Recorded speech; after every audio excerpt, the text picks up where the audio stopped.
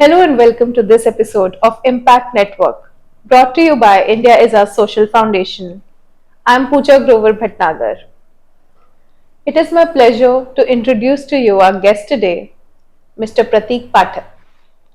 Mr. Prateek has been involved in the corporate as well as the social sector for the past 28 years. In the year 2003, he got together with a bunch of volunteers and set up an eye care camp in Badaयूं. This camp was to be the foundation that led to the inception of Anugraha Drishtidaan, formally in the year 2006.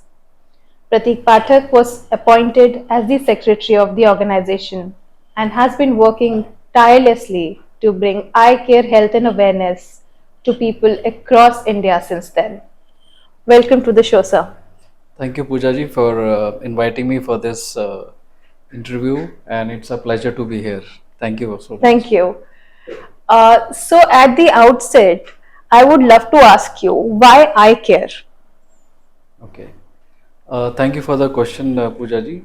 Why eye care? And as we know that we have five senses like touch, smell, hearing, smelling, tasting, and of course seeing. तो आंखें बहुत ज़रूरी है वैसे तो हर एक body part होना ज़रूरी है, बट आंखें क्या है कि आप हाथ के बिना फिर भी मैनेज कर सकते हो, पैर भी बिना कर सकते हो, लेकिन अगर आपकी आंखें नहीं है तो आपके पूरा जीवन जो है वो अंधकार है. So it's like darkness in your life if you don't have eyes. So true. And the fact that 62.6% of the avoidable blindness cases in India today happen because of cataract, and the fact that Anugraha Drishtidaan has been working to ameliorate this cause. We would love to know more about the story of Anugraha Drishtidaan, how it started, how the first camp was set up, and how have you focused on cataract operations? Yeah. So thank you once again. Our humble beginning was made in way back in 2003, almost 20 years back, by our founder and president, Dr. Jawaharlal Sir. He hails from a small city or a town like Shahjahanpur in UP, and उसी के पास में है Badaun. So from Badaयूं we started the our operations and eye screening camps and health camps. तो देखा गया कि वहाँ पर बहुत ज़रूरत है, बैकवर्ड है, and gradually over a period of 1 year, in first year itself we were able to do 1,000 cataract operations. So फिर लगा कि इसकी बहुत ज़रूरत है, क्योंकि जैसे जैसे वो उसमें इजाफा हुआ, लोग आते गए, तो फिर लगा कि इसको कंटिन्यू करना चाहिए. And by the second year we actually again we did the same thing. वैसे टीम हमारी बहुत बड़ी नहीं है, फिर हमने 1,000 ऑपरेशंस किए, and gradually then we realized कि we why don't we move to other smaller towns or in that district. तो फिर शाहजहाँपुर में हमने किया, वहाँ पर भी काफ़ी हमें पेशेंट्स मिले. ऐसा हुआ कि तकरीबन हमारे जो 100% पेशेंट्स जो आते थे वो सारे वो शाहजहाँपुर और उसके आसपास के आने लगे. तो हमें लगा कि हमें कंसंट्रेट करना चाहिए. एंड 2005 एंड 2000 अबाउट 6 में हमें पहली ग्रांट मिली अबाउट 2.5 लाख की. तो वो हमारे लिए बड़ी बड़ी ग्रांट थी, और फिर हमने वो गुजरात के लिए हमें इनवाइट किया. So then we went into a different zone all together, कि कैसे हमने महसाना में, सूरत में, बड़ौदा में, अहमदाबाद के आसपास के इलाकों में, और उसके बड़ौदा के आसपास एक छोटा सा ट्राइबल बेल्ट थी, तो वहाँ पर भी किया. I'm sure it must have been very fulfilling to go to such far-flung areas and bring help to people who might not have ready access to such health possibilities where they can actually save their eyesights or have access to vision correcting spectacles, which would greatly enhance their quality of life. And given the fact that you got a funding that was very motivating and encouraging for you, in 2009 the government introduced the National Voluntary Guidelines, and a lot of PSUs started donating for various causes including health. Yes. So उससे आपके initiative में और project में कितना असर रहा और कितना मोटिवेशन मिला आपको? 2009 तक तकरीबन हमने भी started doing quite fairly very well. Because हमारे और भी स्टेट्स जुड़ने लगे, यूपी के अलावा यहाँ पर गुजरात में, and then we moved also slightly to the down south, to Kerala, Tamil Nadu, Andhra Pradesh, and all, and also the Northeast. So we, as we started getting a lot of projects done, even PSUs also companies realize that there's this NGO who is working in eye care sector. तो इनको हम we can bring them on board. So we would size of the project and their CSR initiative. तो फिर हम वो projects करते गए, and then that's how we started building project by project in different regions. Okay. So, what has been your key journeys over the last 2 decades? It's a long journey. And Yes. what have been your key improvements throughout this in your process or in your execution? Yeah. So as I was sharing that, as you are doing the projects one by one, we realized that there were a number of people who are there still in the backward district because of lack of facilities available to them. Then what happens is that when we do these projects, we are actually working very closely with the PSUs. So they give us कि यहाँ पर जाकर आप काम कीजिए, असम में जाके काम कीजिए, आप राजस्थान में कीजिए, Okay. and you go interior into Gujarat or interior into let's say Tamil Nadu. तो उससे क्या हुआ कि we started building our team, our expertise, और फिर वो it became like a social project, but like a project management kind of a thing. Okay. So it became very streamlined. Our associate partner hospitals also, we started gaining more confidence with them. So इसी तरह से करते हुए हम we were started building our local teams at a district level, and that's how we kind of build on it, and then we reached to 23 states in India. Yes. So, you mentioned that a lot of your work has been with public sector companies. Yes, yes. So, what are the key intricacies as in terms of executing any project with a public sector company? Is there a specific requirement in terms of applying for funding or in terms of providing them reports on your project? Yeah, basically we have to see is even as a social, coming from a social sector, we are actually a service provider. Okay, we are not working as in project, as an engineering project, but then social project. So accountability is number one thing. If somebody is giving us fund, we have to make sure that funds are fully utilized, and we are able to upgrade our compliance also. कि इतना है तो कम से कम 500 surgeries करना है, चश्मे इतने बांटने हैं. So the part of reporting also improved, and we started building on our skill set for doing the projects, and how the logistics also improved over a period of time, that it just kept building from from building to building, wall to wall, or like district to Interesting. district. Okay.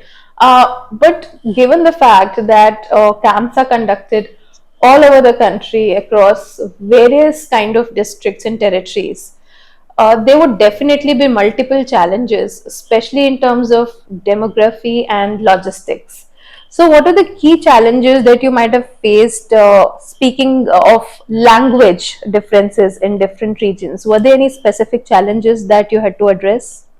Oh yes, definitely. Thank you for the question. As you are aware, पूजा जी, हमारे India में कितनी सारी languages हैं, और हर कुछ kilometres में वो language थोड़ी सी बदल जाती है. In fact our Hindi is also not that Hindi. So when we, I remember शुरू में जब हम हमारी टीम गई तो हमें इंटीरियर गुजरात में हमें एक ट्रांसलेटर लेकर जाना पड़ा. Okay. तो ट्राइबल बेल्ट थी. उसी तरह से when we went into North East region, we had a difficulty of language. Assam, हम असमीज नहीं आती थी, तो वी लोकल वॉलंटियर्स के साथ में मिलके हमने काम किया, and this was just language barrier. उस तरह से हमारे साउथ में गए तो फिर Tamil, Telugu, all this languages we didn't know. So a lot of local volunteers also helped us, in the completing the project, and coordinating with different agencies, of course. Volunteers are substantive for the success of any project, especially social projects. As we've seen, Anugraha Drishtidaan has been significantly supported in taking their message across of any camp to the local populations through volunteers. I'm interested in knowing, are there any other stories of volunteer work which has contributed hugely to the success of your camps?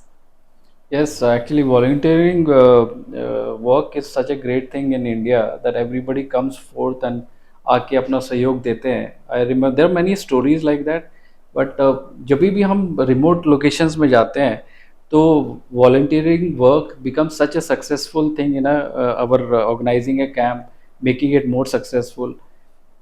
I remember one incident where like Assam में हम कर रहे थे, तो आजकल तो बड़ा bridge बन गया है, तो नाव से कैसे फेरी करना, 60 से 70 लोगों को एक जगह से दूसरी जगह पर आप लेकर जा रहे हैं कैंप, कैंप के लिए. और फिर रिपोर्टिंग में भी जैसे क्या होता है कि जब कैंप खत्म हो गया तो उनको अस्पताल तक लेकर जाना, it's such a big help at local level कि आप उनको पूरा रिवर क्रॉस करके लेकर जा रहे हैं. फिर ट्रेन में लेकर जा रहे हैं. I remember also another incidents कि हमारे गाड़ी नहीं जा रही, तो एम्बुलेंस को भी वो नाव में लेकर गए. So even how the person who is ferrying us through the boat also become a volunteer. So I feel in India everybody is a volunteer for any success of any camps or any project. दूसरा क्या होता है कि जब आप sensitive zone में जाते हैं, so local authority also becomes your support. अब जो ट्राइबल बेल्ट्स हैं वहाँ पर even defence forces also help us ferry the patients. तो there are so many sensitive locations है, जैसे अपना पाकिस्तान का बॉर्डर है, तो जैसलमेर के पास में रामगढ़ जगह है, वहाँ पर भी हमें काफ़ी लोगों ने मदद की. जो बैकवर्ड डिस्ट्रिक्ट्स हैं, जो एस्पिरेशनल डिस्ट्रिक्ट्स हैं, वहाँ पर लोकल वॉलंटियर वर्क हमें काफ़ी मदद करता है.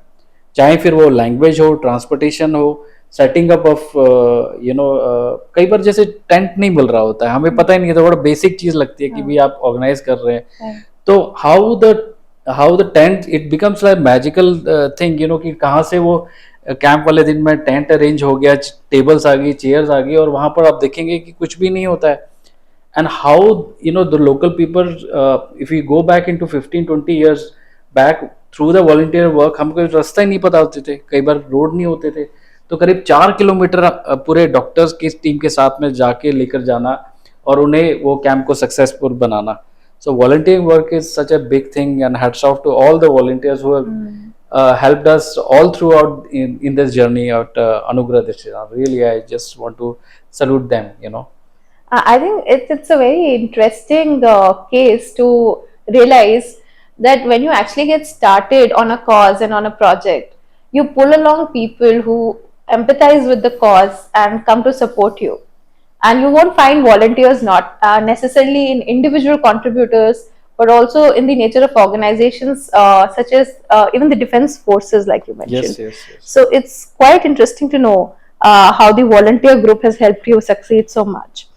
And the fact that you have faced several challenges along the execution of your project, has there been anything in particularly cumbersome to overcome with respect to logistics, because you go to far-flung areas, like you've mentioned, and a lot of times your team of doctors probably also travels with you.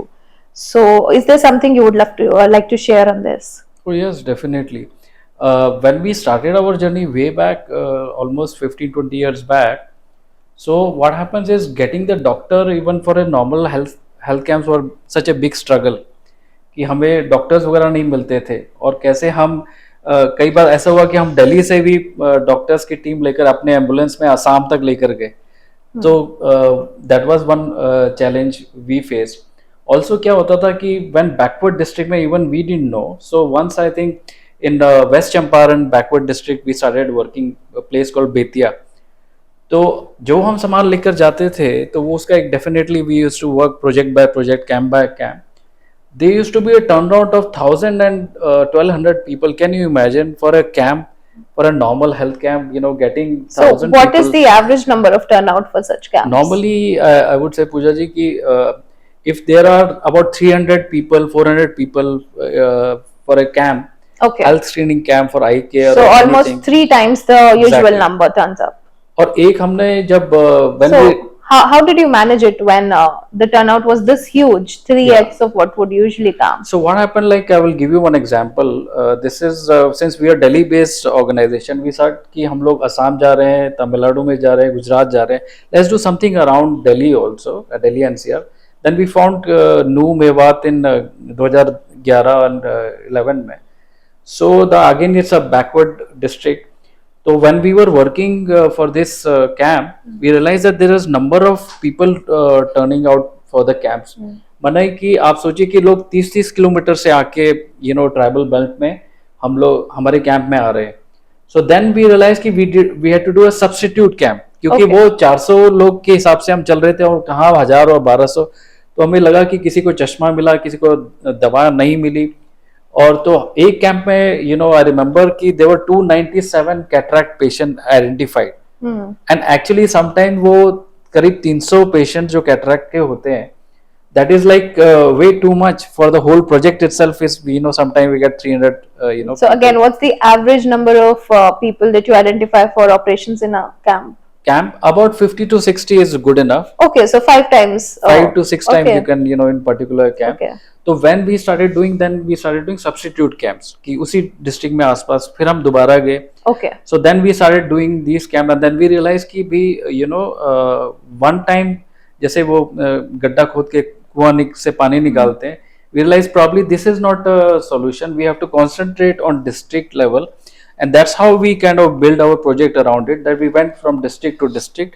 और इसी तरह करके हमने we started doing a district level, especially Bettiah and West Champaran, कि कैसे हमने 200 से 600 से 1000 से 1500 2-3 हजार हमने ऑपरेशंस फिर वहां पर किए concentrate होकर. Okay. So at district level and backward district, there's a big challenge that and thankfully I must again I would like to with a lot of gratitude I want to say thanks to PSU. They kept supporting us, and we kept getting the projects, and we were concentrating on this district level, and how in phased manner we are able to clear the backlog. Okay. So you mentioned you gave spectacles also as a part of your camps. Yes. Were there any challenges in encouraging the rural folk to use spectacles, or were they all seeking vision correction but did not have access to the markets or the resources to access these? Yeah, initially, Pooja ji, there were no spectacle shops at local level. आज आप भी देखते हैं कि अभी जगह जगह पर टाउन्स में भी आपको स्पेक्टिकल शॉप्स मिल जाती है. उस समय अवेयरनेस नहीं थी. We used to get this ladies in the camp, और उनके लिए वो जो हेल्थ है it's like a back seat. वो देखते हैं कि पहले सभी लोगों को हेल्थ वाइज वो देख लें कि भी वो सब ठीक रहे. तो वहाँ पर लेडीज आने लगी कैंप्स में. देन दूसरा क्या है, जो बुजुर्ग लोग हैं उतना ज़्यादा इग्नोरेंस है कि आईज को लेकर कि भी अगर आप आईज के प्रति आप जागरूक नहीं होंगे कि how a simple thing like as you said right in the beginning 62% of blindness happen because of cataract. कि कैसे आपकी आंखों की नज़र कम हुई और पूरी रोशनी चलेगी, तो देन आप पूरी तरह से आप you become dependent on the family और योर स्पाउस.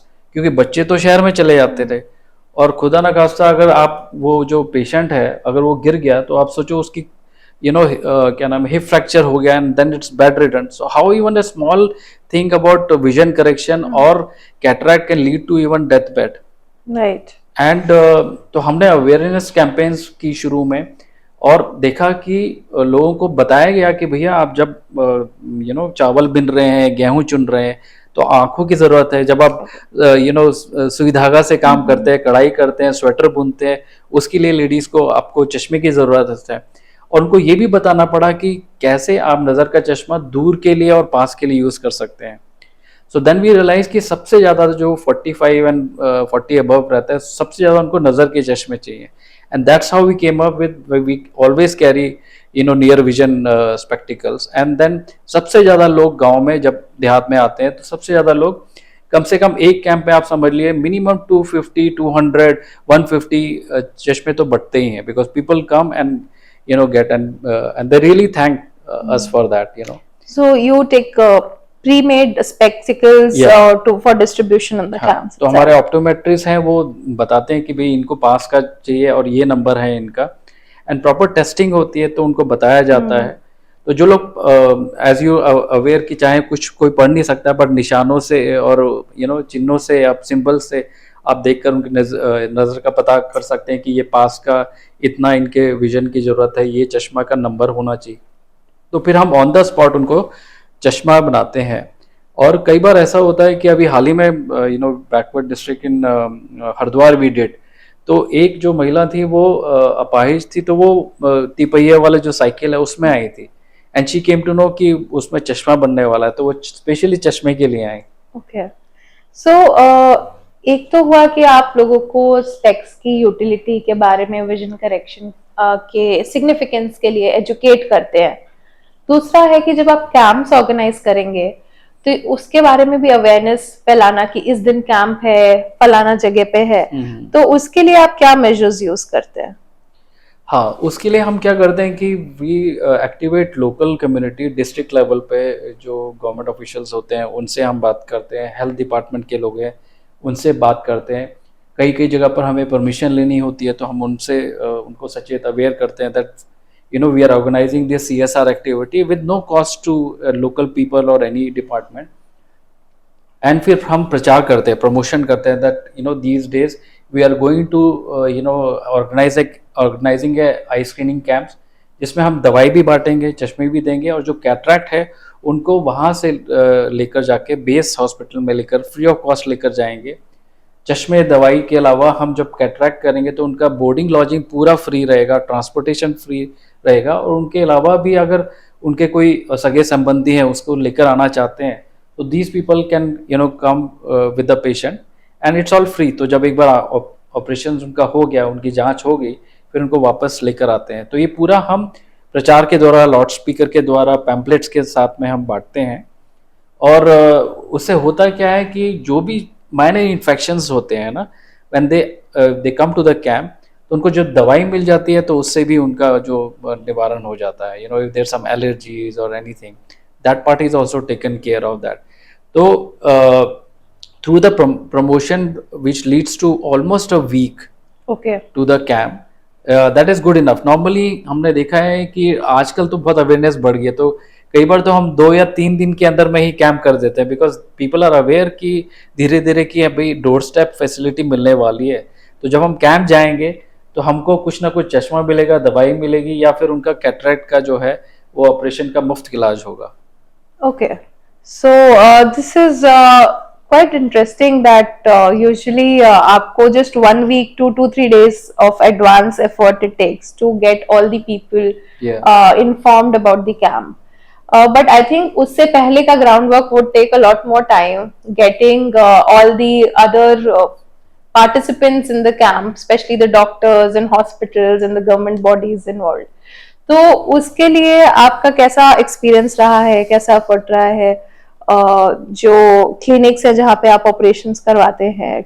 हाँ, I will just like to, sorry, like to correct, clinics पे नहीं होते, ये base hospital state of art facility रहती है, where they have the operation theatre and everything. And क्योंकि it's like a, though it's a minor surgery पर है surgery, so we are very careful about the hospitals we tie up. And we started at a district level, 1 or 2 hospital, and gradually we moved into 75 hospitals, and now we have 170 hospitals in 23 states in So these India. are all government or a mix of government and A private? mix of government and mostly private hospital, charitable hospitals. So there's a great need that even the hospital also have certain percentage they do for the charity, for the local community, and they do mainstream of operations जो basically जो afford कर सकता है, तो they should pay definitely, क्योंकि this schemes and this facilities और for rural people जो afford नहीं कर सकते हैं, जिनके पास साधन नहीं है, जो ट्रांसपोर्टेशन के पास के साथ में जाके दूसरे जगह पर जा नहीं सकते, और यहाँ से दूर है वो facility, these are the benefits are for those people, so hospitals have a bigger role here,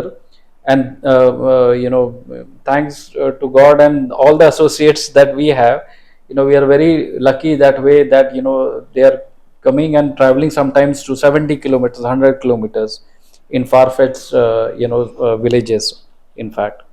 So this is a success story, that to have a good partner in your team to make the project successful. So hospital volunteering and plus our team makes a big difference. And then reporting, and then the local, suppose somebody is funding the project, especially let's say government sector, or PSUs. So they have their local offices. They people, they come, they inaugurate the camp, they see how the things are being organized. So everybody is accountable for this health screening camps projects, and making it a grand success. So true. Any kind of CSR project can only be successful through a series of partnerships. So the cataract operation and eye care camps that you conduct, do you have a target audience, a certain age group that you invite for the camps, or do you encourage everyone to come in? Yeah. We actually, when we focus on the backward district or the villages, basically the camps are for everybody, or any age people can come. And normally जो cataract होता है वो mostly 40 के बाद में होता है, specially 50s और 60s. But as we move into the villages, we have found that even younger people are getting cataract. In fact, one story I would like to share, that in way back almost 10-12 years back, there was this 11 or 12 years old boy in Assam. And वो चाय बागानों में जब camp होता था, तो वो interior में वो बच्चा आया और देखा गया कि उसके एक आई में कैटरैक्ट है At that young at that age. age. So it was a surprise to us कि भी teenager और early teens में भी हो सकता है ये. एंड देन एक उस बच्चे का हमने कैटरैक्ट किया, and then we also forgot about it. हमें अच्छा लगा कि अच्छा देखो बच्चा भी आया है. And everybody in our team actually had a nice look at the boy कि we were also surprised कि एक छोटे बच्चे को भी हो सकता है. Then later, after I think maybe some time, we again I think 2 or 3 years हमने फिर वापस से जब उस डिस्ट्रिक्ट में किया, तो शायद उस बच्चे को पता लगा, और फिर उस बच्चे के दूसरी आंख में भी था. So then he came back again and he got himself operated. तो उसकी इस तरह से दोनों आंखों में वो कैटरैक्ट हो पाया. तब तक वो 15 या 16 साल का हो गया था. ऐसे ही क्या होता है कि when I was talking about the challenges और द बेनिफिशियरीज, कि कई बार क्या होता है कि जब लेडीज आती है तो अपने हस्बैंड्स के साथ में आती है. We in one incident in backward district, I think in Gujarat, interior Gujarat, उसमें हमने देखा कि वाइफ और हस्बैंड दोनों आए और दोनों को कैटरैक्ट का इशू था. दोनों की आंखों की उनका निवारण हो गया, मतलब उनको दृष्टि मिल गई through the cataract surgeries. So we are open to anybody whosoever has eye related issue. तो उनको दवाइयाँ मिल जाती है, आई से रिलेटेड इन्फेक्शंस है उसके वो मिल जाता है. चश्मे का चाहिए विजन, उस वो मिल जाता है. And cataract of course definitely we are taking care of it. So anybody irrespective of any age group, any background, caste, creed, sex, anybody can come. In fact, transgender community also have really benefited from this thing, because वो local community है, वो आ नहीं पाती है. पर इस तरह से हमने देखा है कि वो transgender community is also taking part. So basically everybody, anybody, बच्चा है, लड़का है, लड़की है, and we have like such nice stories where daughter in law and mother in law are coming together. एक वो ग्रैंड डॉटर आ रही है अपने बच्चे को लेकर या लड़के को लेकर आ रही है. तो जब लोग कैंप्स में आते हैं, do they already have an awareness कि कैटरैक्ट बिल्ड हो रहा है, मोतियाबिंद से कुछ उनको डिफिकल्टीज होती है जब डेली लाइफ में, या it's a discovery for them a lot of times कि अच्छा हो रहा है और हमें रियलाइजेशन नहीं था इस चीज का? हाँ, वो रियलाइजेशन इतना नहीं रहता है, बिकॉज आई सेड इग्नोरेंस रहता है कि भाई आंखें खराब हो रही है या कम रोशनी कम दिख रहा है या दिखना कम हो गया है, तो ये इट्स एजिंग प्रोसेस, तो शरीर में कुछ ना कुछ लगा रहता है. सिमिलरली आइज, तो जब वो इस तरह से हम अवेयरनेस करते हैं, तो देखा गया कि भाई वो आके भी आंख का हो रहा है तो भी मैं दिखा दूं कि भाई आंखें लाल हो रही है या पानी आ रहा है, तो वो क्या वजह है, किस लिए हो रहा है. तो फिर तो उनको कैंप में आने से पता लगता है कि जैसे जिसको विजन, नियर विजन की इशू है, तो दे गेट क्लैरिटी कि भी वो चश्मा लगाने से उनको दिखने लग जाएगा. So that is number one. Infection हो गया उसके लिए इनफैक्ट कैटरैक्ट पे नहीं दिख रहा है, उन्हें लग रहा है कि भाई ऐसे एजिंग प्रोसेस है, बट दे डोंट रियलाइज कि इट इज एक्चुअली कैटरैक्ट। तो फिर हम उनको क्या नाम है देखते हैं, फिर जब पास के डिस्ट्रिक्ट में होता है तो हम उनको दोबारा बुलाते हैं, स्पेशली इन दोज केसेस कि किसी का बीपी वगैरह है, तो हम उनको कैटरैक्ट के लिए नहीं लेकर जा सकते, क्योंकि बीपी है, ब्लड शुगर की भी जांच होती है, उनकी ब्लड टेस्ट होता है, इससे पता लगता है। बीपी हम लोग चेक करते हैं, तो फिर उनको आगे की डेट दी जाती है, and then they for the next camp they come, and then we take them to the base hospital. Okay. तो जैसे ऐसे कोई केसेस होते हैं जहाँ पेशेंट्स ऑपरेशन के नाम से डर जाते हो, तो उनको कैसे कन्विंस किया जाता है कि करना चाहिए and it's good for you? एक very good question Pooja. In fact as a team हमारा तो ये रहता है कि इफ यू से कि 100% हमारा लोग जो है बेनिफिशरीज जो आइडेंटिफाई होते हैं वही लोग कैंप में है। बट अनफॉर्चुनेटली क्या होता है आज भी अपने 15-20 साल में कि कुछ परसेंटेज है, 15%, 10%, वो जो लोग हैं वो अभी भी नहीं आते हैं, तो वो थोड़ा सा बैकलॉग रह जाता है। We are not able to convert think, क्योंकि लगता है ऑपरेशन के नाम से लोग डर जाते हैं। हाँ। तो उनको समझाया जाता है कि भैया ये 10 मिनट का होगा, और अभी ऐसा नहीं होगा कि भी पूरी आंख ही निकाल देंगे आपकी, वो हल्का सा वो रहता है, और फिर मुश्किल से थोड़ा सा टाइम लगता है। तो जो क्या नाम है जो पेशेंट्स आते हैं तो उनको समझाया जाता है, पहले से बताया जाता है। अब क्योंकि अवेयरनेस ओवर द टाइम इतनी हो गई है कि उनके गांव देहात में भी होता है कि उनके दादाजी का ऑपरेशन हो गया या माताजी का हो गया, तो थोड़ा थोड़ा सा अवेयरनेस अब लोगों में आ गई है। बट ऑफ कोर्स ये चैलेंज रहता है कि भी 100% हम बेनिफिशरीज जो आइडेंटिफाई है उसको कन्वर्ट करके हम 100% सभी लोग को लाभ दे पाए। तो बस एक वही वजह है कि लोग थोड़ा सा जो परसेंटेज है वो लोग पूरी तरह से नहीं आते, या फिर जिसको बीपी शुगर का ज़्यादा प्रॉब्लम होती है तो फिर उनको आगे की डेट देते हैं। तो अब आप ऑलरेडी 23 स्टेट्स में अपने कैंप्स लगा चुके हैं। आगे आपका क्या प्लान है, आगे क्या विजन है अपने काम को लेके? हाँ, अब ये है कि ये जो काम है ये मतलब चलता हुआ काम है और आपने आगे बढ़ते रहना। I like to say that today we have done about 67,000 cataract surgeries all over India, and 4.5 lakhs beneficiaries have they have benefited through our camp, जिसमें से करीब 4.5 लाख में से आप समझ लीजिए करीब 2.25 लाख के आसपास लोगों को चश्मे बांटे गए हैं, और 2 लाख लोगों को दवाइयाँ बांटी गई है। तो ये मुहिम है हमारे प्रेसिडेंट फाउंडर ने शुरू की थी, एंड हमारी टीम उसको आगे लेकर जा रहे हैं।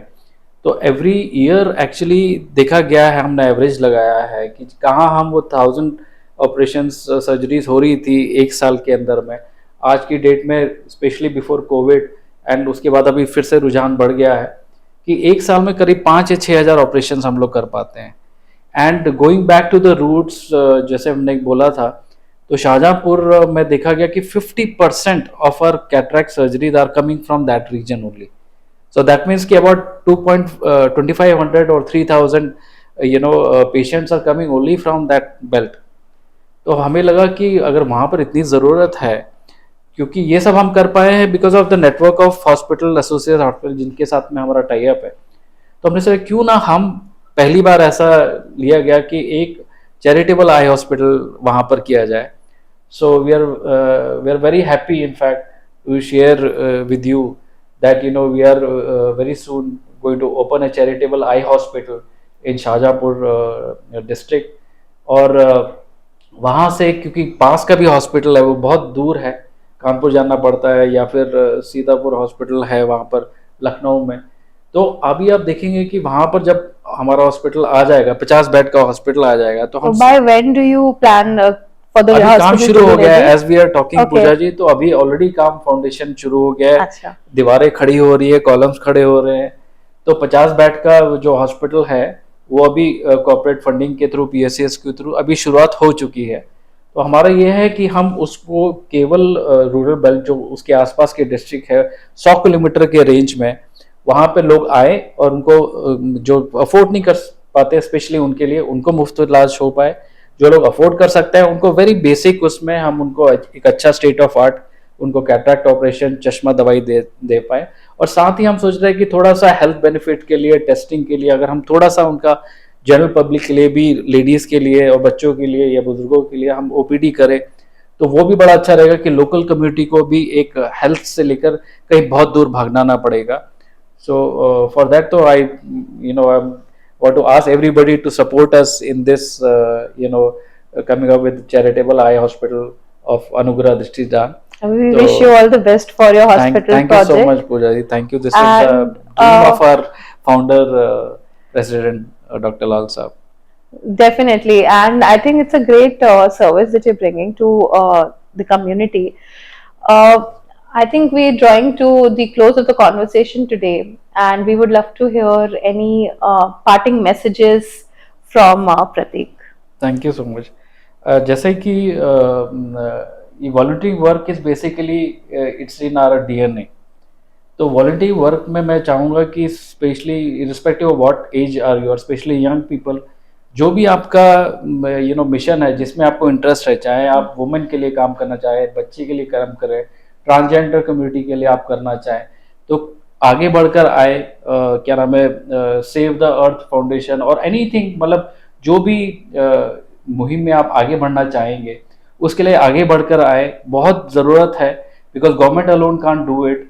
We leave it to government and hospitals. But volunteer work से हम कैसे हम चेतना ऐसी जगा सकते हैं, अवेयरनेस जगा सकते हैं, and we can make our India in a much better space by bringing the focus into any area where you think your passion and interest lies, and you will see that everything will blossom, as they say, wherever the focus goes and energy flows. तो आप देखिए कि आप So true. जहाँ पर आप अपनी energy और फोकस डालेंगे, वो चीज़ 100% उसमें आपको अच्छा रिजल्ट मिलेगा. So for India shining we need more volunteers for any respective of any background, any area that you like to work. And I want to invite you. And passion and अपना जो जुनून है, वो actually उसको जारी रखना चाहिए. And I would like to say that जीवन में जो मुझे लगता है कि दो चीज़ें बड़ी इंपॉर्टेंट होती है, वो ये कि जिस दिन आप पैदा होते हैं, एंड दूसरी चीज़ ये कि जब when you ask why I was born, so the why is very important. So every person should know why in their life, and really make a difference at in India, in our जहाँ से आप आते हैं, गांव देहात से आते हैं, to your go back to your roots, make a difference. Because हमने भी सुना है कि अन्नदान, नेत्रदान, इस तरह से, तो योगदान भी बहुत ज़रूरी है. सो अन्नदान, नेत्रदान एंड योगदान. So I invite everybody to come forward and volunteer for the cause. Thank you very much, Pooja ji. Thank you, Prateek, for such a beautiful parting message and motivating people to volunteer. And we would like to thank our venue partners, Crystal Hughes Limited, our decor partner, Harmony Overseas. Thank you.